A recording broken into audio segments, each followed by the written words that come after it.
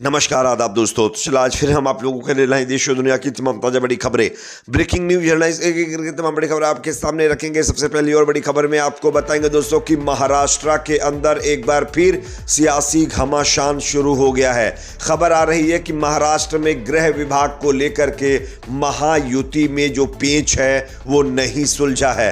शिंदे गुट के नेता ने यहां पर एक बड़ा दावा करते हुए बीजेपी की मुश्किलें बढ़ा दी हैं, यानी महाराष्ट्र में कभी भी खेला हो सकता है। भले ही देवेंद्र फडणवीस ने मुख्यमंत्री पद की और एकनाथ शिंदे ने डिप्टी सीएम की शपथ ले ली हो, लेकिन यहां पर दोस्तों अभी भी पार्टियों के अंदर घमासान जारी है। आगे इसके बारे में थोड़ा डिटेल से आपको बताएंगे। साथ ही साथ अगली बड़ी खबर में आपको बताएंगे दोस्तों कि बिहार के दरभंगा से बड़ी खबर है, जहां पर राम विवाह की झांकी जो है का जुलूस को लेकर के बवाल हो गया। यहां पर जबरदस्त फसाद हुआ, कई लोगों के घायल होने की खबर है। आगे इसकी भी जानकारी देंगे। साथ ही साथ अगली बड़ी खबर में आपको बताएंगे दोस्तों कि यूपी में अब जौनपुर की अटाला मस्जिद पर विवाद खड़ा हो गया है। हाई कोर्ट में इसका मामला पहुंचा है, हालांकि असदुद्दीन ओवैसी इस मामले पर भड़क गए। खबर आ रही है कि यूपी के जौनपुर के अंदर एक अटाला मस्जिद है, यहां पर जो है मंदिर होने का दावा करते हुए अब कोर्ट का रुख किया गया है। तो कहीं ना कहीं एक और मस्जिद को लेकर नया विवाद खड़ा हुआ है। आगे इसके बारे में थोड़ा डिटेल से आपको बताएंगे। साथ ही साथ अगली बड़ी खबर में आपको बताएंगे दोस्तों कि असम के बाद बिहार में गौमांस पर बैन लगाने की एक तरीके से जो चर्चाएं वो तेज हो गई हैं, जिसके चलते बीजेपी और जेडीयू आमने सामने आ गए और एनडीए में टेंशन बढ़ गई है।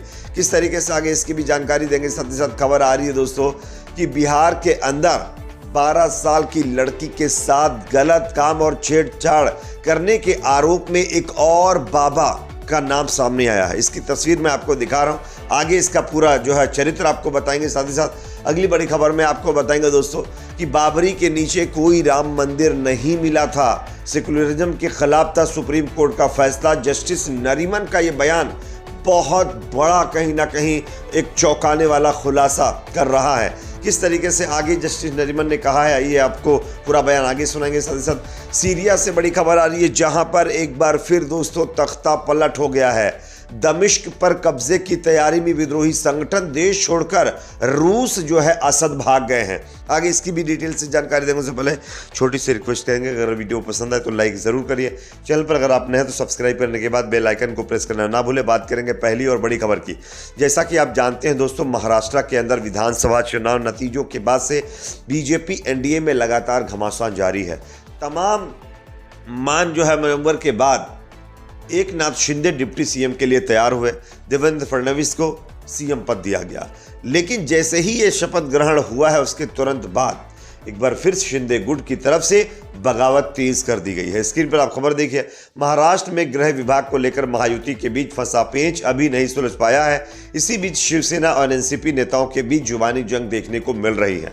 खबर ये सामने आ रही है कि महाराष्ट्र में मंत्रिमंडल विस्तार को लेकर महायुति की बड़ी बैठक हो सकती है। मंत्रिमंडल के विभागों को लेकर मुख्यमंत्री देवेंद्र फडणवीस, डिप्टी सीएम एकनाथ शिंदे और अजित पवार के बीच मंथन होगा। माना जा रहा है कि इसके बाद 11 या 12 दिसंबर को मंत्रिमंडल का विस्तार हो सकता है। उससे पहले शिवसेना विधायक भरत गोगावले ने दावा किया है कि डिप्टी सीएम एकनाथ शिंदे ने बीजेपी से गृह विभाग की मांग की है। विभागों के बंटवारे को लेकर बातचीत का दौर जारी है। शिवसेना प्रमुख शिंदे के सहयोगी जो है गोगावले ने शुक्रवार को मीडिया से बातचीत के दौरान कहा कि राज्य विधानमंडल के शीतकालीन सत्र से ठीक पहले 11 से 16 दिसंबर के बीच कैबिनेट का विस्तार होने की संभावना है। राज्य की दूसरी राजधानी नागपुर में 16 दिसंबर से विधानमंडल का शीतकालीन सत्र शुरू होगा। लेकिन दोस्तों यहां पर एकनाथ शिंदे की तरफ से पेच फंसा दिया गया है। एकनाथ शिंदे की पार्टी के नेता और वो खुद कह रहे हैं कि गृह मंत्रालय उनको चाहिए, जिसके चलते बीजेपी और जो है शिवसेना में तनातनी लगातार बढ़ती हुई दिखाई दे रही है। यानी महाराष्ट्र के अंदर अभी भी कहीं ना कहीं खेला होने की संभावना नजर आ रही है। एक और बड़ी खबर आ रही है दोस्तों बिहार के दरभंगा से, जहां पर राम विवाह जो है रैली के अंदर जबरदस्त फसाद हो गया। आप स्क्रीन पर खबर देख सकते हैं। बिहार के दरभंगा जिले में राम विवाह की झांकी पर पथराव के बाद बवाल हो गया है। विवाह पंचमी के मौके पर जो है तरौनी गांव से निकाली जा रही झांकी एक मस्जिद के पास पहुंची तो जुलूस पर पथराव शुरू हो गया। इसके बाद दोनों गुटों की तरफ से ईंट पत्थर फेंके जाने लगे। शुक्रवार शाम को देखते ही देखते हालात इतने बिगड़ गए कि जिस गली से विवाह पंचमी की बारात निकलनी थी वहां पत्थर ही पत्थर नजर आने लगे हैं। एक पक्ष दूसरे पक्ष के सामने जो है आ गए और जमकर यहाँ पर लाठी डंडे और पत्थरबाजी हुई है। इसमें कई लोगों के चोटें भी आई हैं। इसके बाद भारी संख्या में पुलिस दोनों पक्षों को शांत कराने में कामयाब हुई और हालात पर काबू पाने की भी कोशिश यहाँ पर की गई है।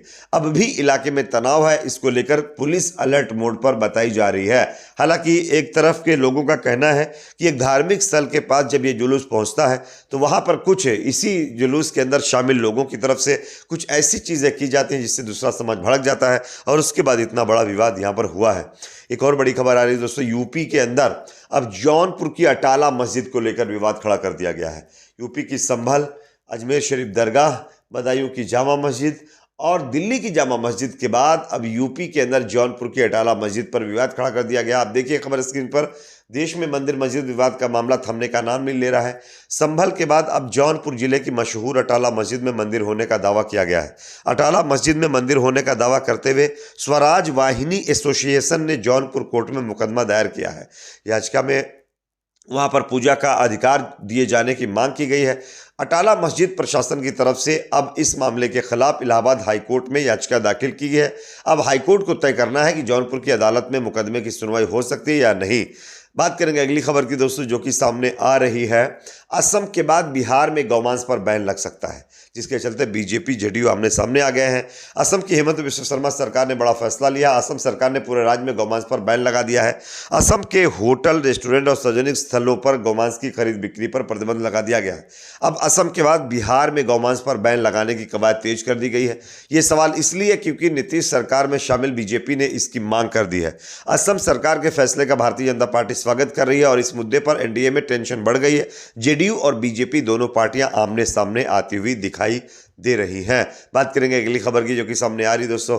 बिहार के अंदर प्रवचन के आड़ में लड़कियों के साथ खिलवाड़ करने वाला एक और बाबा पकड़ लिया गया। आप स्क्रीन पर खबर देख सकते हैं। भागलपुर जिले से एक बेहद ही शर्मनाक घटना सामने आई है, जहां धर्म के प्रचारक ने ही कुकर्म को अंजाम दिया है। सत्संगी बाबा ने पहले एक बच्ची के साथ, लड़की के साथ गलत काम किया। बाद में जो है घटना का जो मामला है वो फैलने के बाद गांव छोड़कर वो फरार हो गया है। ये घटना जिले के खरीक थाना क्षेत्र के तहत आने वाले गणेशपुर गांव की बताई जा रही है। तो आप देख सकते हैं किस तरीके से ये फर्जी बाबा, सत्संगी बाबा सत्संग के नाम पर लोगों के साथ और लड़कियों की अस्मत के साथ खिलवाड़ कर रहे हैं। बात करेंगे अगली खबर की, जो कि सामने आ रही दोस्तों। बाबरी मस्जिद को लेकर के सुनाए गए फैसले पर जस्टिस नरीमन का एक और बड़ा बयान सामने आया है। सुप्रीम कोर्ट के अवकाश प्राप्त न्यायाधीश जस्टिस रोहिंगटन फली नरीमन ने बाबरी मस्जिद से संबंधित शीर्ष अदालत के फैसलों पर अपनी असहमति जाहिर करते हुए कहा है कि इन फैसलों से सेकुलरिज्म के सिद्धांत के तहत न्याय नहीं दिया गया है। उन्होंने सेकुलरिज्म और भारतीय संविधान विषय पर आयोजित प्रथम जस्टिस AM अहमदी स्मृति व्याख्यान में यह टिप्पणी की है। वर्ष 2011-13 तक सॉलिसिटर जनरल ऑफ इंडिया रहे जस्टिस नरीमन ने 2019 के सर्वोच्च न्यायालय के ऐतिहासिक फैसले की भी आलोचना की है, जिसमें विवादित स्थल पर राम मंदिर निर्माण की अनुमति दी गई थी। उन्होंने इसे न्याय का बड़ा मजाक करार दिया और कहा कि इन फैसलों में सेकुलरिज्म को उचित स्थान नहीं दिया गया। उन्होंने बताया कि खुद सुप्रीम कोर्ट ने यह बात मानी थी कि बाबरी मस्जिद के नीचे कोई मंदिर नहीं था। बात करेंगे अगली खबर की, जो कि सामने आ रही है। सीरिया के अंदर तख्तापलट हो गया है। जो विद्रोही संगठन है उन्होंने अब जो है दमिश्क के ऊपर कब्जा करने की कोशिश कर दी है और खबर ये आ रही है कि सीरिया के जो मुखिया है असद, वो अपने परिवार के साथ सीरिया छोड़कर रूस भाग गए। अब दमिश्क पर विद्रोही संगठन कब्जा कर रहे हैं, जिसके बाद सीरिया के अंदर तख्तापलट हो गया है। इस पर आपकी अपनी क्या राय कमेंट सेक्शन में बताइए। वीडियो को लाइक शेयर, चैनल पर सब्सक्राइब जरूर करें।